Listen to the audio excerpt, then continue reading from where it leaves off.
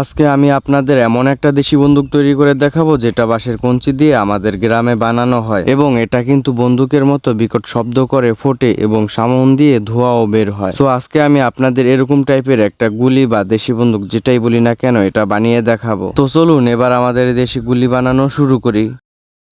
So এটা বানানোর জন্য আমাদের প্রথমে এটাকে ফুটানোর জন্য যে গোড়াগুলো আছে এটাকে পেরে আনা লাগবে। তো এই জন্য আমি আর আমার ছোট ভাই যাচ্ছি গাছ থেকে পেরে আনার জন্য। তো আমরা যেই গোড়া দিয়ে মূলত ফুটাবো সেই গোড়ার গাছের বগলে এসে পড়েছি। তো এইখানে এই যে গাছটা আর আমার ছোট ভাই হচ্ছে এই গাছ থেকে গোটাগুলো পারবে। তো দেখ ওই যে ওই সাইড থেকে এটাই মূলত সেই গাছ।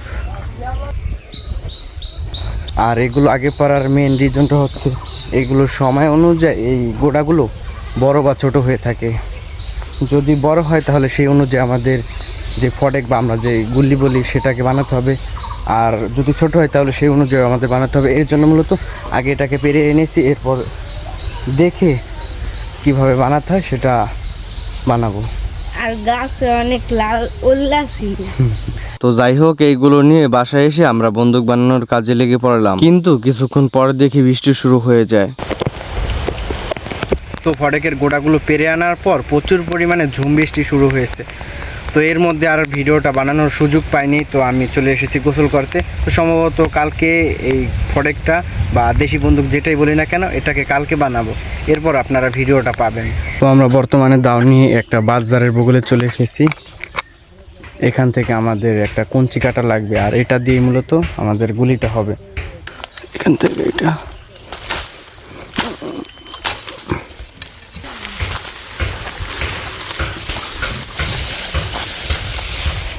এই কঞ্চি কেটে আমরা গোটার সাথে ম্যাচ করে দেখব যে কঞ্চির যে ছিদ্রগুলো আছে, মানে কঞ্চির যে ফুটা আছে ওইটার ভিতরে এই গোটাগুলো সুন্দরভাবে প্রবেশ করাইতে পারি কিনা।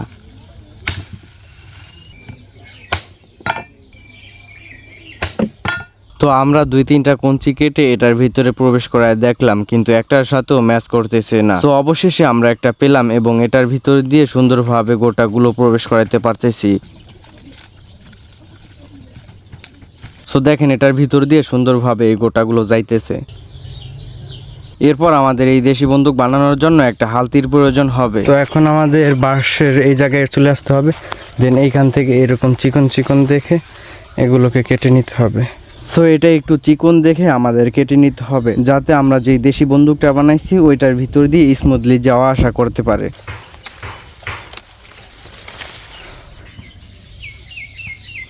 এবার এই বন্দুকের হালতিটা এমনভাবে কাটতে হবে যাতে এই বন্দুক থেকে হালতিটা একটু ছোট হয়, আর যদি সমান সমান হয় কিংবা বড় হয় তাহলে কিন্তু হবে না, একটু ছোটই কাটা লাগবে। এবার এই বন্দুকের ভিতরে ঢোকায় মাপ দিয়ে নিলাম। সো মাপ দেওয়ার পর এখান থেকে আমরা একটু ছোট করে কেটে নিব। সো দেখেন মাপ দেওয়ার পর এখান থেকে একটু ছোট করে কাটতেছি। তো দেখেন আমাদের মোটামুটি দেশি বন্দুকটা একেবারে তৈরি হয়ে গেছে। আর এই দেশি বন্দুকের ছিদ্রগুলো লক্ষ্য করলে দেখবেন এক পাশের ছিদ্রটা একটু বড়, আরেক পাশের ছিদ্রটা একটু ছোট। যেই পাশের ছিদ্রটা বড় ওই পাশ দিয়ে আমরা প্রথমে একটা দানা ঢুকায় নিব। সো প্রথমবারেই কিন্তু এটা ফুটবে না, এরপর আমরা পরবর্তীতে আরেকটা দানা ঢুকায় নিব, তো তখন দেখতে পাবো যে ফুটে যাচ্ছে। সো এটা দিয়ে বন্দুকের মতন ফাটানোর জন্য কিছু জিনিস অবশ্যই লক্ষ্য রাখতে হবে।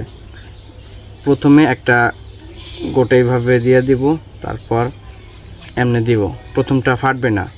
সো দ্বিতীয়টা আবার দিব, তারপর এভাবে দিব, দেখছেন ফাটছে। সো এটা মূলত চাপ সৃষ্টি করে ভিতরে, তারপর জোরে বের হয়, এর কারণে মূলত শব্দ তৈরি হয়। তো আমি আবারও দেখাচ্ছি। এবার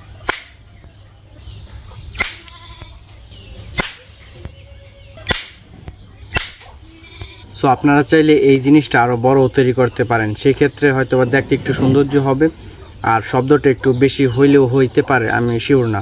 তবে বড় বানাইলে দেখতে একটু সুন্দর দেখা যায়, এটাই। তো পরের বার নেক্সট টাইম একটু বড় করে তৈরি করার চেষ্টা করব।